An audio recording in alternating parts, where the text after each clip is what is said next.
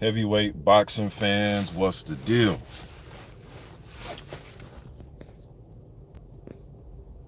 Let you guys get up in here, man. Talk about some heavyweight stuff, man. Little Q&A with y'all.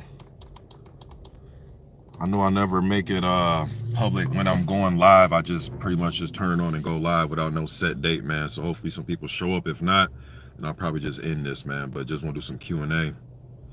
MMA champion commentary, what's up, man? Lawrence Williams, what's good, bro? What you think about that James and Delorme tonight, man, Lawrence?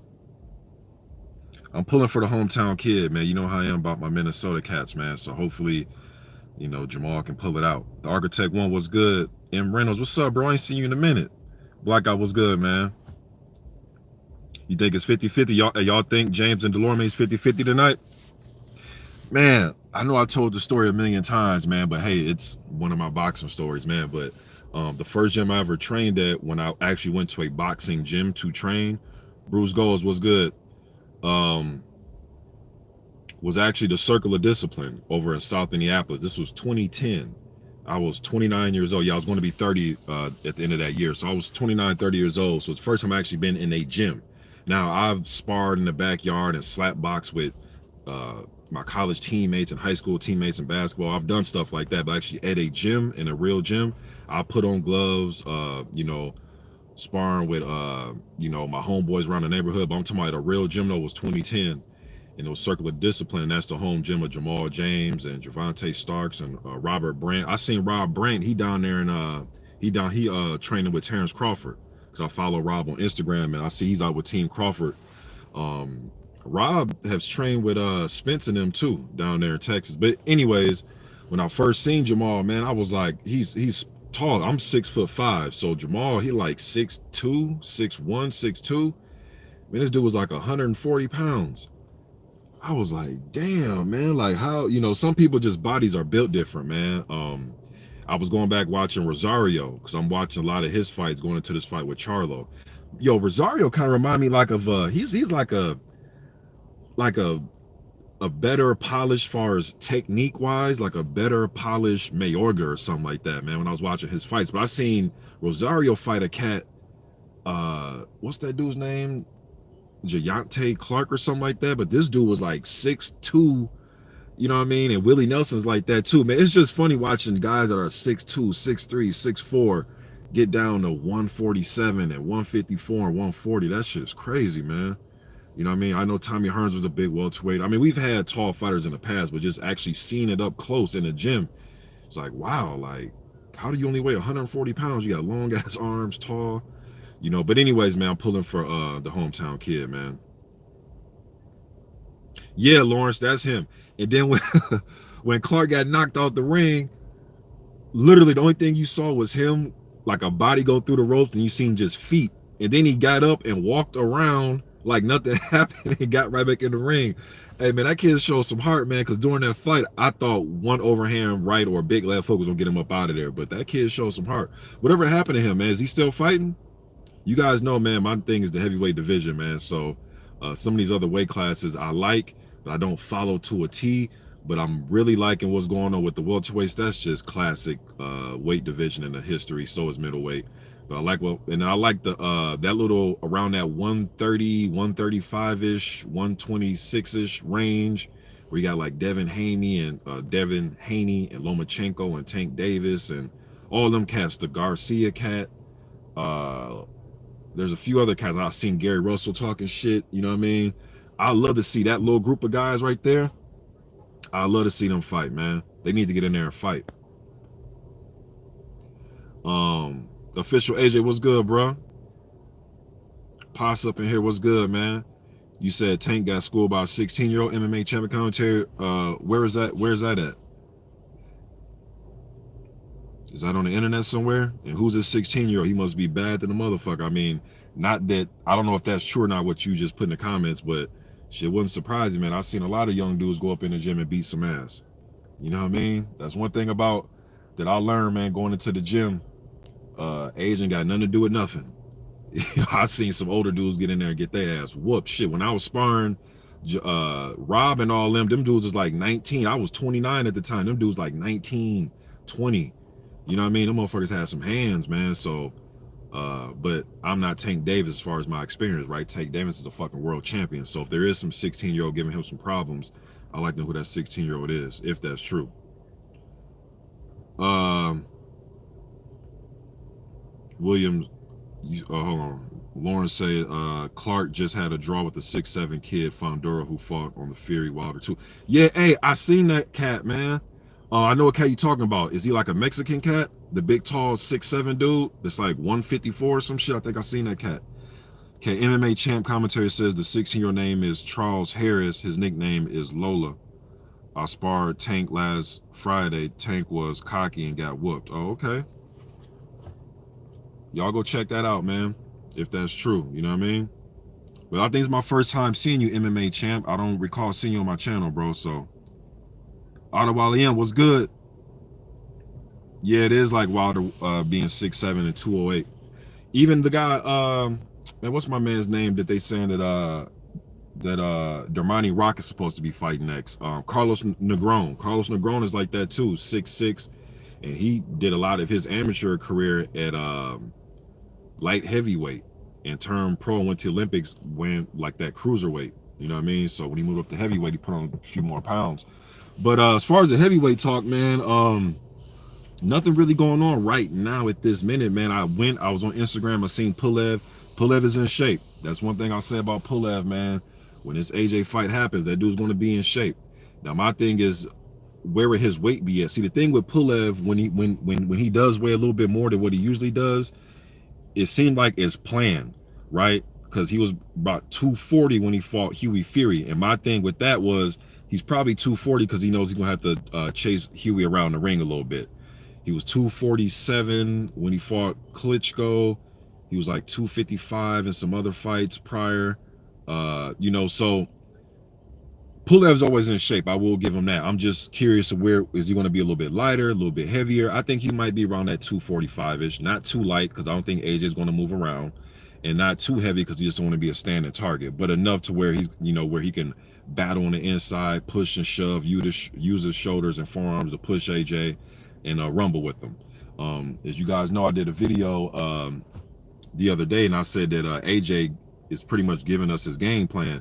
And the reason I said that was because Anthony Joshua, during an interview, he was talking about that he went in there with Ruiz and fought the wrong fight.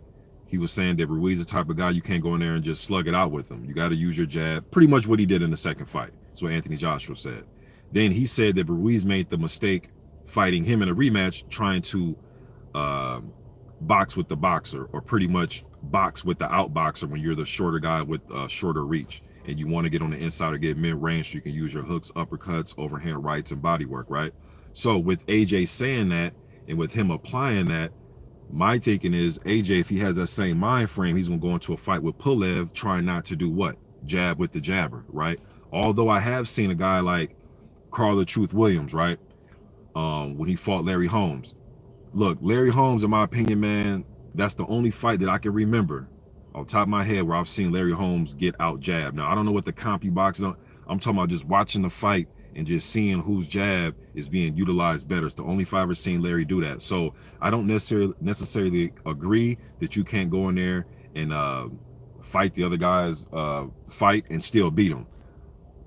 That can happen, but majority of the time, you're fighting out of your game plan. You know what I mean? But I don't think that AJ will go in there and try to jab with the jabber, but he's going to use his jab, right? I mean, he's going to use it to set up combinations and, you know, set up your work. It's the most basic punch, the most fundamental punch you can throw. So he's going to use it, but is he going to sit there and try to have a fencing contest with Pulev? I don't think that'd be the smart thing to do. Pulev got a damn good jab. It's like a thudding hard jab. Like he uses it as like a power shot. Bruce Gold says he thinks Tim Weatherspoon was out jabbing Larry as well. And and Larry, y'all know Larry, Ali, and Foreman are my three favorite fighters. It's like 1A, 1B, and 1C. I do think Witherspoon actually should have won that fight. Out jabbing him. You think he out jabbed him, bro? I know for sure Carl did. I know Carl for sure did. Tim, I thought, was countering him a little bit better. And I thought he took away Larry's jab. But you think he out jabbed him though, bro? So yeah, Pulev, I'm gonna get to y'all comments in a second, but Pulev is in shape. And then I seen funny, my man official AJ brought Fa up, Parker and Fa, because what I'm going to talk about, you say, and I wonder if the domestic showdown will go down between Parker and Fa. I think Parker may try to save that for the end. As long as Fa doesn't, get 7 losses in a row and all that type of shit, I think Parker's going to save that for a little while. Not that he's scared of Fa, but just it'd be a good domestic fight, and the fans there in New Zealand will eat it up. You know what I mean? So I think he'll probably save that towards the end. And I think Fa is turning down, like, from what I heard, I think it was like 500,000 New Zealand dollars or something to fight Parker. He turned it down. That's what I heard. All right, but speaking of New Zealand, now this fight right here, some of you guys might not know who the hell these guys are, man. But Sonny Bill Williams, he's a rugby player. He's 7-0 with 3 knockouts. He's fought old France Botha, Clarence Tillman. Who else did he fight?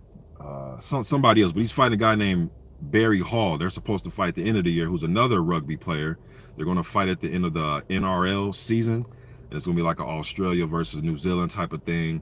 Sonny Bill Williams, I mean, he's not a future champion. He's from New Zealand. I don't think he can beat Joseph Parker or Junior Fa, but it's entertaining nonetheless. You know what I mean? And they like him out there in New Zealand. For a guy that does not really a fighter like that, he hasn't fought since 2015. He's 7-0. I think he can move. I mean, you can tell the guy's an athlete, right? He plays rugby. He's tough. He's not the biggest heavyweight, about 6'3", has pretty decent hand speed. I think he's a lot more, I think he's more fluid than Barry Hall. Hall is 6'4.5". I think he's like 219. Only had one fight, and he had a draw with a guy named Paul Gallen that I watched the other night. And Hall, he loves that jab, straight right hand, and then like that hybrid kind of hook uppercut punch, that little 3-punch combination. He loves that. Shout out to my man D-Style for that $5 holla. He says, glad to see you back, bro. At least at moment. Hopefully boxing keeps pumping heavyweight fights out. Yes, I'm in the mood, D-Style. When I get in the mood, man, I can start, being very active here, man. Appreciate that $5 holla, man. Mark Blake, what it do? Yes, Lawrence Williams. Clarence Tillman did punch Sonny at the press conference, bro. That was crazy. And then they had a slugfest. If you go watch that fight, they had a slugfest. So for me, you guys know how I love the heavyweights. I love little scraps like this, little under the radar scraps that nobody knows. It's just entertainment, man. There's nothing more entertaining than guys over 200 pounds throwing leather. You know what I mean? I love the skill of the smaller guys, don't get me wrong, but I love seeing a motherfucker get knocked out too. All right, let me catch up to these questions, man. So you guys think James and Delorme is 50-50?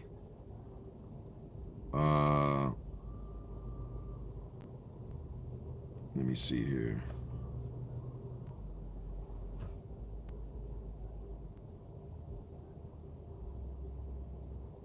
Official AJ says, would you like to see Cassius Chaney step up in 2021? Yes.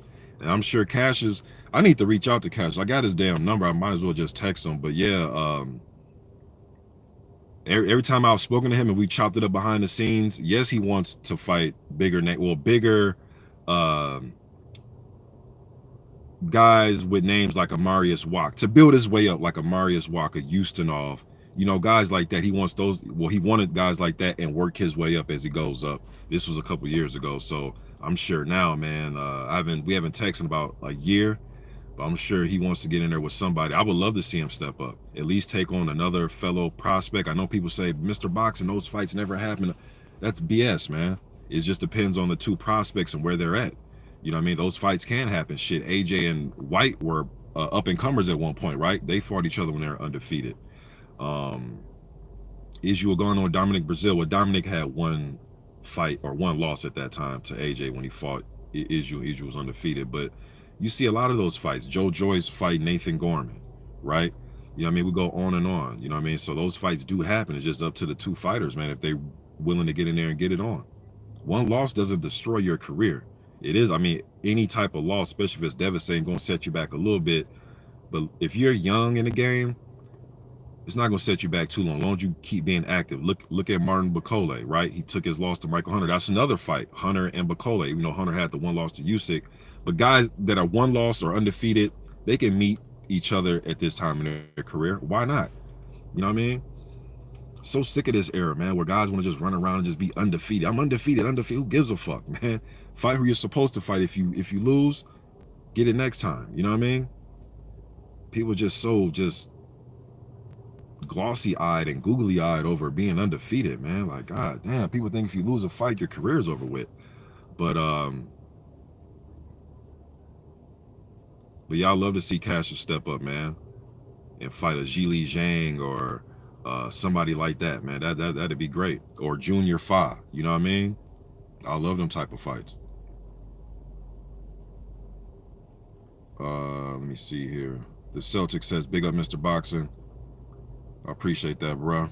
The Beyonder says, what's good? Fa's not happy with the money. Yeah, Beyonder, that's what I heard. And I'm according to what I heard, it'll be his biggest payday.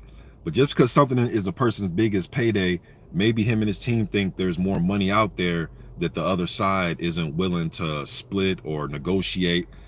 And that's what I always say, man. We take things at face value sometimes, like, oh, so-and-so fighter A turned down his biggest payday. Okay, cool, but and I'm just saying, let's say a fight is worth 100 million, right? This is just me going off the top. A fight is worth 100 million.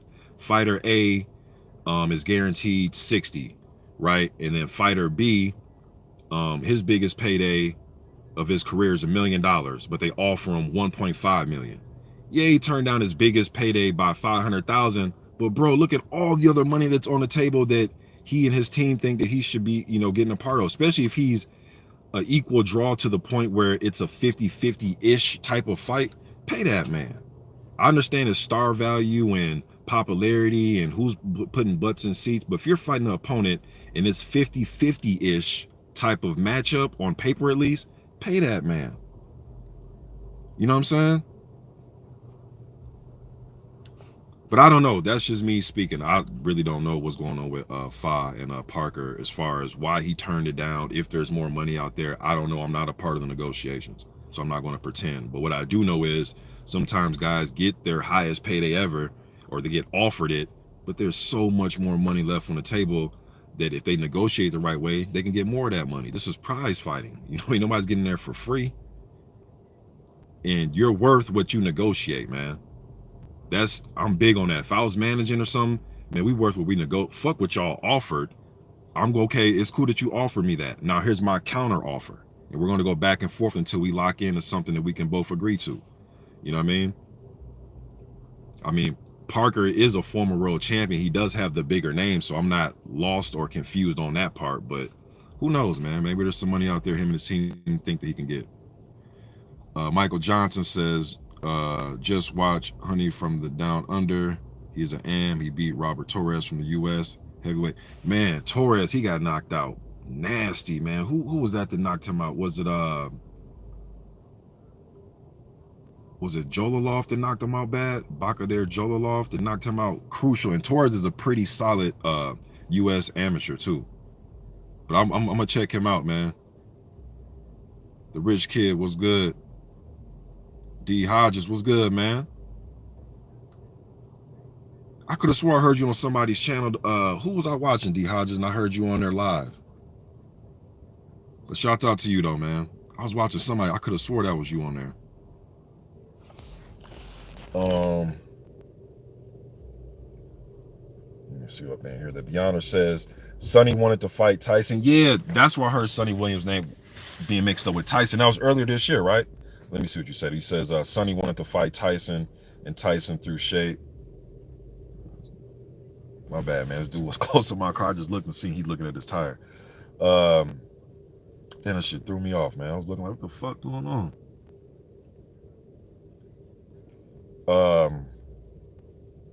Yeah, he threw shade. He said he's a joke. New Zealanders don't like Sonny as a boxer. The majority think he's got an ego problem, but I respect anyone who steps in the ring. Okay. See, I'm not privy to what they think about Sonny out there or anything, so thanks for updating me on that. So they think he like a prima donna out there or something? Barry Hall got a little bit of chance though. Hey man, he got a little decent technique for somebody that at least only had one pro fight. That fight is against Paul Gallen. He did a lot of things right. It just looked like he was ready to fall at any time though. Maybe it was just his legs were buckling here and there and stamina. Man, boxing's not easy, man. So salute to anybody to step in the ring. I will give you that. whether I critique you or not. You know what I mean? Bruce Gold says, how about Bruce? I thought of this, man. I thought of this a few weeks ago. He says, how about Anderson versus Miller in the battle of the big babies? Yeah, the winner gets the name Big Baby. We can't have two big babies running around. First, Jarrell got to pass a damn drug test. That's number one. And you know what, man?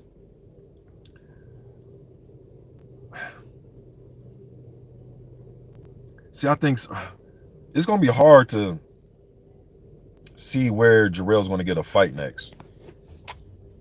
He may be relegated to fighting up and comers, man, because it's like, dude, you missed the ball, fell in the test against AJ, and then you come back and then you had a fight against what's my man's name that he was gonna fight? Was it Jerry Forrest? Then you blew that. You know what I mean? Like, come on, man. And then you come out and make a statement, you know, the doubters and detractors and all. It's like, bro, we're not trying to doubt you or be your detractor, bro. But when you're failing tests, bro, like, what do you want from us, the fan? I support you enough to where I want you to get your mind right and stop all these shenanigans and putting this bullshit in your body. That's what I do want. I'm a supporter of you in that way, but I'm not a supporter of just putting all these just failing all these drug tests like this, man. I'm not a supporter of that, but I am a supporter of any of these fighters, man, doing it the right way. You know what I mean? But once you do it so many times, man, that support gonna run out. Only people that's gonna be supporting you is literally your family and your close friends. But as far as us, the fans, I need some cash. You need some cash? They don't take credit cards? No. Hold on, y'all. Give me 1 second.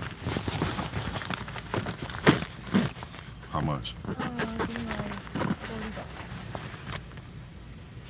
But as far as us, the fans, though, man, you know what I mean? Nobody want to be sitting here,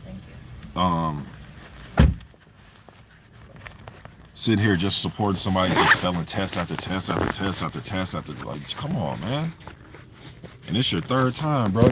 You know what I mean? Damn, this your third time, bro. So I don't know, man. But I do like Jared Anderson. You know what I mean? I do like him. He got quick hands. He switched up from lefty to righty. I do like that kid. I think you know, look like he got a lot to work with. Blue Collar TV Sports was good, bro. He says, been a while, bro. Good to see you live. Have you checked out Zan? I'm not even gonna try to pronounce his dude's last name, but he recently stopped Kamil Sokolowski. Damn, he stopped him? Sokolowski's tough. Yo, that's who shout out to Leo Donald. He was telling me about that Sokolowski got stopped over last weekend, and I asked him to send me a link. He said he couldn't find one. But I'm gonna try to look. But if he stopped Sokolowski, that's pretty damn good, because I thought Sokolowski beat who the fuck did he fight? Was it David Price? Was it Price? And Lucas Brown? Man, he probably could have won both of them fights, to be honest with you. I know Nathan Gorman stopped him legit, but Sokolowski's that's a tough journeyman.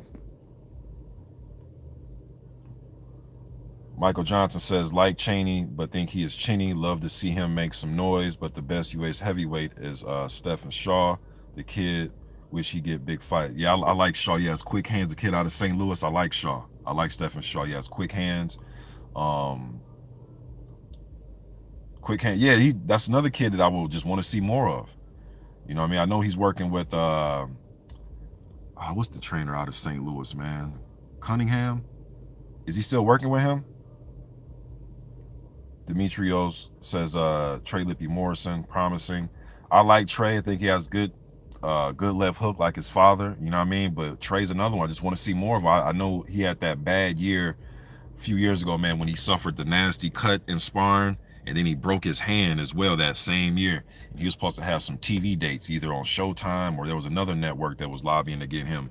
And everything kind of slowed up for him and got dry after his win against Lattimore, because Lattimore was him and Lattimore were undefeated fighting on Showboxing. He stopped Lattimore, and everything kind of slowed down. I know he had some fight like last year or something like that, and he picked up a victory, but things didn't slow down for Morrison, man. Gaines PP was good. He says Joel Law should be fighting in the pros. He's stalling his own career.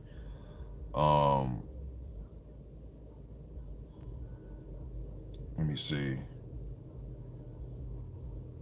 D. Hodges says, if the price is right, I don't care about a zero. He also says, if it for built, I don't care the price. If I can win, bigger payday. Yeah. And don't get me wrong, I like that too. Now, I'm not saying, I'm just speaking from like the manager business, but the fan in me, I just want these dudes to fight. Because to me, it's like, man, you know what? Like you said, win this one, and then, and if you're confident you're going to win, then go in there and your bigger paydays will follow. I totally understand that. But now you got guys that are so into the business side, man. They want to get as much as they can get for right now, for today, because there might not be a tomorrow. You know what I mean? So they're not thinking the way some of us fans think. They're thinking as if there might not be a fucking tomorrow. Florian, what's good from France? What's good, man? You're from France, so what you think about the showdown between Duipa and Tony Yoka? Oh, you put okay, so the comment, your next comment was Tony Yoka with gloves emoji. So I think you think Yoka going to win. Oh, okay, never mind. You talked about right here, Florian.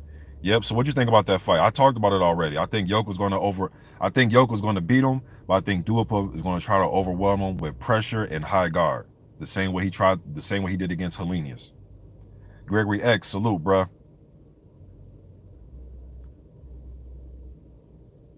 Michael Johnson says Anderson, 21 National Golden Gloves. He is going to be top 10, 240 pounds, 6'4", the man from the woods with the goods. You know what I mean? Florian says, I want to see Tony Yoka versus Dillian Whyte. Man, Dillian Whyte got his hands full, y'all, against Povetkin. And I didn't like, man, and it's funny because I made a video early in the day, and then about 10 hours later, Blue Blood went live with the title. His title was pretty much what I was saying in my video, as far as the way that, shout out to my man Blue Blood, Sports TV, but it's like the media, certain media outlets is presenting the news of Wilder and Fury 3 and Povetkin versus Whyte. They're presenting it to us like it's going to be Tyson Fury versus Dillian Whyte. Just like the images on the websites or the pictures is of Tyson Fury and Dillian Whyte, as if like it's a foregone conclusion. First of all, it's never a foregone conclusion when you got Deontay Wilder in his right hand. I'm going for Deontay Wilder. I'm rooting for him. I've broken down that fight stylistically so many times, but I do think, being real with you, out of the 19 rounds, I do think Tyson Fury won 13 or 14 of them. That's just what I've seen, man. I've watched them rounds over and over and over and over and over again. All right. However, if there's anybody with a puncher's chance, Deontay Wilder is the epitome of that guy. You know what I mean? Probably has the best puncher chance in the last 20 years of any fighter. You know what I mean? So, but I think he has more than a puncher's chance. You know what I mean? I think got to switch things up, utilize his jab better. Just different things that he can do, man, to try to win that fight. But it's going to be a tough fight, man. Tyson Fury, the motherfucker can fight. Now, as far as Dillian Whyte and Povetkin, first of all, Dillian Whyte be scratching, clawing, slobbering, falling over, gasping for air in some of his victories. You know what I mean? Every fight I can think of with Dillian, it's like a war. And that's great for the viewer. That's great for us, the consumer. So I'm not complaining, but I'm just breaking down style-wise. The Rivas fight, the Parker fight, even the fight against fucking Marius Wach in Saudi. Both the Chisora fights. Even the fight with Helenius, he got buzzed. I think Helenius hit him with a left hook and buzzed him. Or was it, y'all know what I'm talking about, when he got slightly staggered against Helenius. Yo, Whyte is in dog fights all the time. All the time. Lucas Brown was a clear-cut, clean, highlight reel knockout. You know, he's had some clean, clear victories, but when he steps up, usually, man, recently here, especially recently, it's just dog fights. So with that said, and I know that Povetkin is going to be in shape. He's going to have some stamina. Now, one day, his age is going to shine through, right? That usually happens. Like they always say, man, one night you just get old overnight. Now, I don't know if that day is coming. Maybe it will, maybe it won't. But from what I've seen, Povetkin, man, the way he recovered against Hunter, when Hunter came out there and tried to just give it to him and try to get him out of there quick, Povetkin was able to hold on and hurt Hunter, rather. He didn't run. He didn't just try to survive. He started putting hands on Hunter, where it looked like a few times Hunter may have gone down. You know what I mean? So Povetkin still has a left hook that you have to respect. When he was in there with AJ, shit, I know You know, I don't like doing the, well, he looked better against fighter A, so that means that he's going to, I don't like the triangle theory, but I'm just bringing it up because it's a valid point. Shit, Povetkin looked a lot better against Joshua than White did. And you can say White has gotten better, but shit, I think AJ has gotten better as well. So, and Povetkin is who he is, you know what I mean? So he was landing some good left hooks on AJ. Didn't he bust his nose? Or is that Takam that broke his nose and busted it? Did he? I forgot if Povetkin busted AJ's nose, but he was doing a good job landing that left hook, man. And White's defense, he isn't Pernell Whitaker. He isn't Charles Burley, right? He's there to be hit. He puts the high guard up.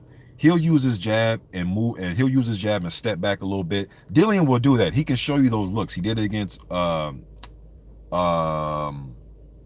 who's he using his jab against, using defense against? Who the fight? Dave Allen. You know what I mean? But then it's like something in Dillian goes off. It's like, okay, motherfucker, you hit me. I need to get mines back. And I love that about him. You know what I mean? But you're leaving opportunities to get hit.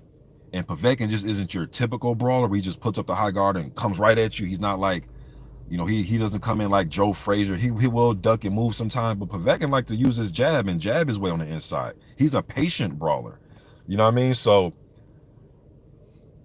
it's just not a foregone conclusion, man. But I'm favoring Dillian Whyte because usually in cases like this, the younger, fresher guy wins.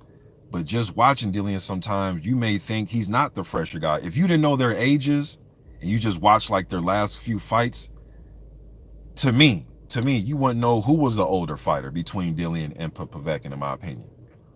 Now, one thing I will say, it seemed as if that Dillian Whyte punches harder than Michael Hunter. So if he has presented those same chances that Hunter was able to have against Povetkin may be on the canvas. You know what I mean? Appreciate that $5 holler. Oh, my man Vince up in here. What's good, Vince? My man Body Snatcher returns. What's good, bro? Just saying what's up. I appreciate that, bro. Gregory X says, too many of these young fighters overwhelm themselves with minimalist mindsets, thus we get predictable fights and they shortchange their own legacies. Yeah, man, you need to go out there and try to prove something every night. You know what I mean? King Strick, what's up, bro? Drift King says, Mr. Boxing, do you think Bob will push a Jagba up the WBO rankings fast? A Jagba versus Dubois. That'd be a good one, man. I would favor Dubois right now, but the WBO and Arum, first of all, look, I won't be surprised if he gets up in the rankings because the WBO, they love ranking prospects. I know Tom Schwartz, we joke about Tom Schwartz, right? We love to joke about him. Dude, Tom Schwartz was a top 3 WBO rankings for like 2 years. And you know, I understand that guys move up the rankings, especially when they have little minor titles like the WBO International, Intercontinental, and all that. So they move up the rankings having the minor titles of the sanctioning body. I get that.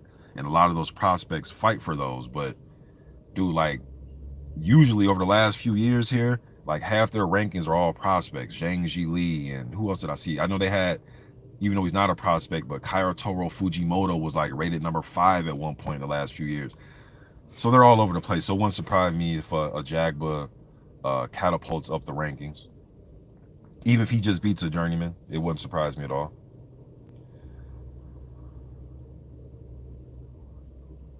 Yes, God of War. That's one thing about Dillian. He does fight all the guys I named are solid. Parker, Revis, you know what I mean? He's fights some good competition, but the dude is like scratching and clawing all his fights, man. You know what I mean? Nothing wrong with that, you know what I mean? But it just lets you know though that he is there to get hit and he is beatable. And shit, I don't think we can use Wallen as I don't think we can put Wallen and Schwartz in the same category, bro. I think Wallen kind of, even though he lost against Fury, he showed some effort and he did land a punch to bust Fury open. You know what I mean? Now he had like 25 minutes after that to make something else happen, which he couldn't capitalize on. But Wallen comes to fight, man. And I actually favored Adrian Granat to beat Otto Wallen. So for me as a fan personally, he proved me wrong against Granat. And I didn't think he would last 5 rounds with Tyson Fury. And I was wrong again. But yeah, man, I'm not going to put Wallen and Schwarzenegger in the same category because Wallen, he has to look good in this next fight, man. You know what I mean? Against Travis Kaufman, go in there and try to beat him down, try to be more impressive than Luis Ortiz was. Try to do something like that. You know what I mean? Games PP said Wallen is going to scratch and claw to beat Travis Kaufman. He might, because Travis Kaufman to make you do that. He's crafty, he knows how to survive. He'll go lefty to righty. He's just one of them tough, experienced, savvy vets. He can box a little bit. He can hold. He does wear knee braces, man. He has some knee you know what I mean? So once I see older fighters start doing that, you got to test those legs. Go to that body and test them legs.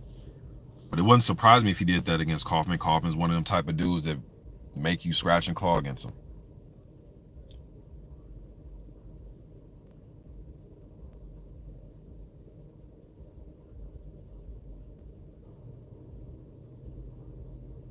Florian, hold on, let me see here. Florian said Tyson Fury says he want to fight Tony Yoka. I think Tyson Fury will win versus Deontay. Deontay is finished, I think. You think Deontay Wilder's finished? We will see. I don't think the Bronze Bomber's finished. He may be finished. If he loses this fight, he may be finished trying to beat Tyson Fury. But I think there's a plethora of guys that I would favor Wilder over without even any hesitation when I break it down style-wise. You know what I mean? So, but we'll see. You know, that's the good thing about all this. We will see. The Beyonder says Takam broke AJ's nose. Okay, so it was Takam that busted his nose. I could have swore Povetkin bloodied his nose too. I could be wrong. Maybe I'm just wrong about that. But I know Povetkin was landing some good shots, some good short shots on him.